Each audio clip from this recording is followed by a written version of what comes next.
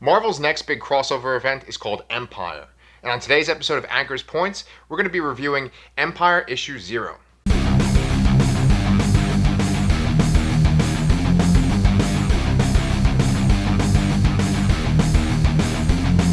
Hi, welcome to Anchor's Points. I'm Anchor Pete. Now, before we get started, I really want my channel to grow, so if you could please hit that like button, and if you haven't subscribed yet, please subscribe. In the comments, let me know which Marvel superhero is your favorite, and maybe down the road there might be an Anchor Points episode just about them. And today we're going to be talking about Empyre Issue 0 by Marvel Comics. It's written by Ewing, and it's drawn by an artist named Pepe Larraz, and the artwork in it is fantastic. Let's give you a little backstory about Empyre.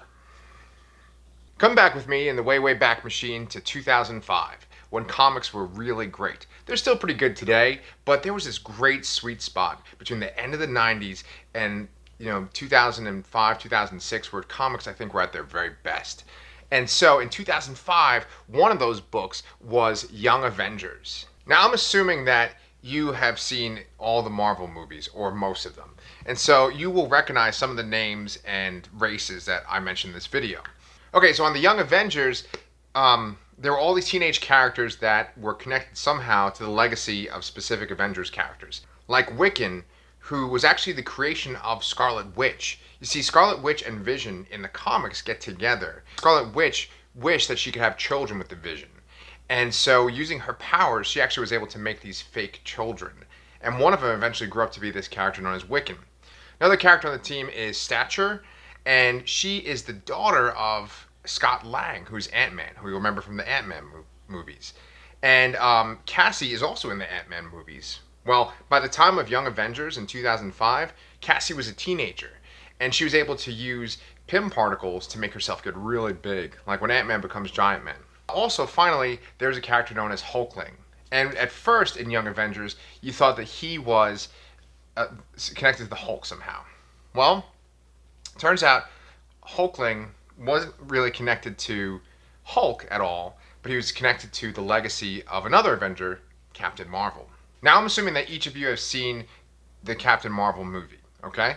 And so I'm not going to go into a deep dive about that. But if you have seen Captain Marvel, then you know about the Kree and the Skrull. And the Kree, as you'll remember from Captain Marvel, are a warrior race that have dominated most of the galaxy.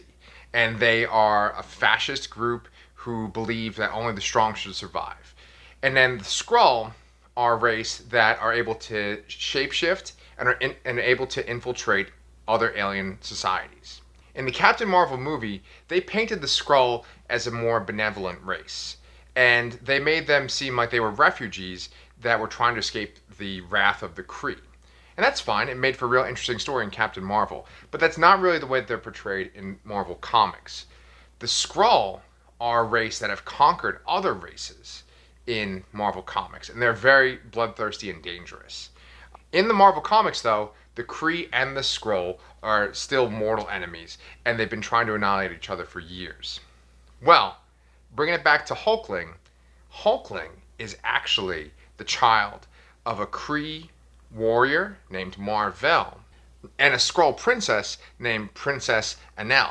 Now, you might recognize the name Mar-Vell from the movie Captain Marvel. In Captain Marvel, Mar-Vell is played by Annette Bening, and she's a woman. Well, in the Marvel universe, Mar-Vell was a man and he was a Kree soldier. But Mar-Vell and Anel secretly had a child. And I guess you can kind of see there's a pattern going on here. There's a lot of people secretly having kids, and they're being hidden somewhere. That kid would be hunted by both the Kree and the Skrull, so he was taken by his nursemaid to Earth. On Earth, he was raised as a kid named Theodore Altman, or Teddy Altman. Teddy eventually joined the Young Avengers, and he fell in love with Wiccan, which was great, because that was an example of a first openly gay superhero couple in comics at that time. And that was back in 2005. Well, now we get up to the modern day. Teddy has decided to claim his destiny. He is the descendant of a legendary Kree warrior, Mar-Vell, and he's also the descendant of the Skrull Emperor, because his mother was Princess Anel. So he is, just by his blood, destined to be the ruler of both the Kree and the Skrull. And so together he does something that we've never seen before. We've never seen the Kree and the Skrull form an alliance. Now in Empyre issue 0, Al Ewing brings us to the moon.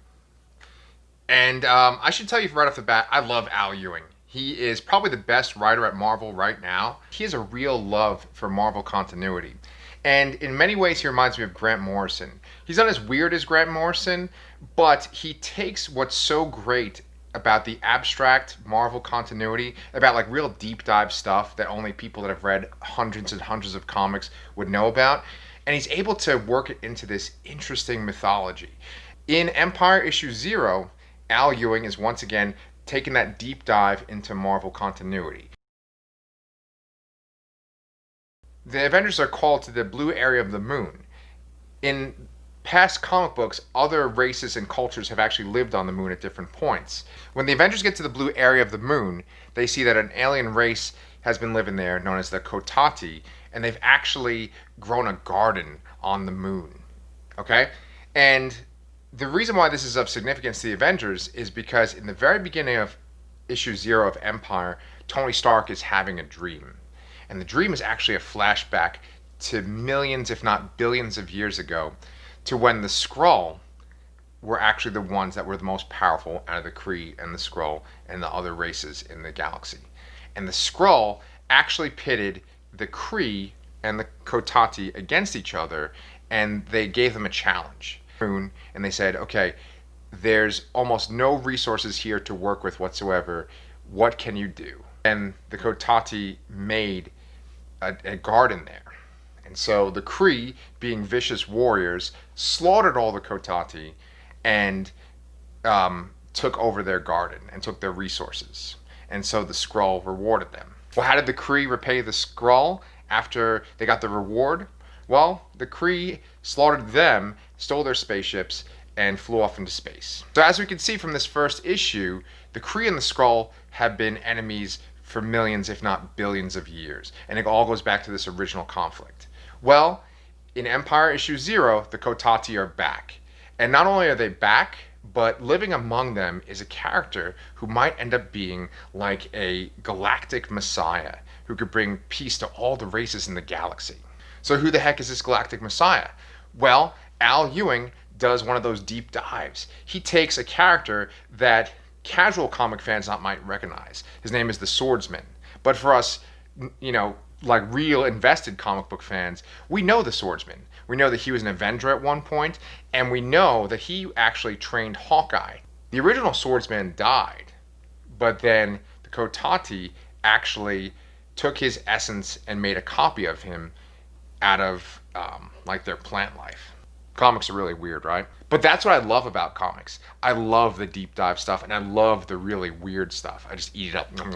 You ready for this? It's about to get even weirder. That clone of the Swordsman that was made from plant life ends up getting with Mantis. Now, you will recognize Mantis from Guardians of the Galaxy Volume 2. She's fantastic. I love her in that movie. Well, in the comics, there's a little bit more to Mantis. And Mantis and Swordsman get together, and it is destined that their child is going to be this messiah that could bring peace to the galaxy. Well, that child's name is Sequoia. And at this point, at the time of Empyre issue number 0, Sequoia is a grown-up plant man creature. So on the moon, when the Avengers land, they meet with Swordsman and Sequoia. And Sequoia explains to them that he's here, he's ready to bring peace to the galaxy, but there's a threat that's standing in his way. And you know what that threat is? We're going to tie it all back.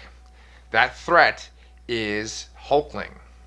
Teddy has brought together the Kree and the Skrull, and they've formed an alliance. And they are on their way to our solar system to wipe out the Kotati once again and get rid of this, plant guy messiah. So what are the Avengers going to do? Well, of course, they're going to assemble. All of issue 0 of Empyre has been told through Tony Stark's perspective. Tony gets all the Avengers to assemble, and he says, okay, we're going to hold off this threat. It's the Kree and the Skrull coming at us together, but you know what? We're going to take them on because we're the Avengers, and we're awesome. And we'll take on whatever they throw at us. And the very last panel of the comic is a picture of the Fantastic Four. They're in their own spaceship, and their spaceship is part of the armada made up of Kree and Skrull ships that's heading to the moon. Empyre is going to be a battle between the Avengers and the Fantastic Four, and that the Kree and the Skrull are going to be involved. Now, this is pretty commonplace for Marvel Comics. There's many, many times where the major event book that's happening is a conflict between superheroes. It's very common in Marvel Comics for the events to be centered around superheroes clashing with each other. Richards on the Fantastic Four is, the most brilliant mind in the entire Marvel universe. So whatever he comes up with is going to be a big challenge for the Avengers to face down. Not to mention that Reed and his family seem to be tied up with two of the most powerful military forces in the whole galaxy in one big alliance. All right, so let me actually review this. What do I think? Do I think that this was worth the $4 and change that it cost to buy? Yes, I do, because it did remind me of what I love about Marvel Comics. I love the rich history that's going back to the 1960s and sometimes even earlier. And I love the history of the Avengers and the history of the Fantastic Four. I love all of Marvel's cosmic stuff that involves the Kree, the Skrull, but even beyond that, to where we have Galactus and the stuff that the Guardians of the Galaxy deal with. I love every time there's a shift in the status quo of the Marvel Galaxy, too. Empyre issue 0 is basically just a prologue for the Empyre event. And, it's just basically build up, and there's a lot of exposition. You see, by adding the Kotati and Sequoia, it makes it a lot more interesting. Because if it was just, the Kree and the Skrull are coming to Earth and they're going to try to invade, well, we've already seen that. We've already seen that in the Kree-Skrull War, which is a crossover that happened, in the 80s. And we've also seen that in Secret Invasion, which is a crossover that happened in the early 2000s. And we know that Earth's heroes win. They usually do. In this case, it's possible that the Kree and the Skrull might wipe out the Kotati and this universal messiah. And so that raises the stakes. Empyre is not just written by Al Ewing, it's also going to be written by Dan Slot, who he was on Spider-Man for over a decade, and he did a phenomenal job on that title. But besides that, he has also done a great job writing Fantastic Four recently. And I really enjoyed that book. And I also enjoyed his recent Iron Man run. So together, I have a lot of faith in that book. Event books normally have really great artists on them. It's always guaranteed that the artwork is going to be fantastic in an event book.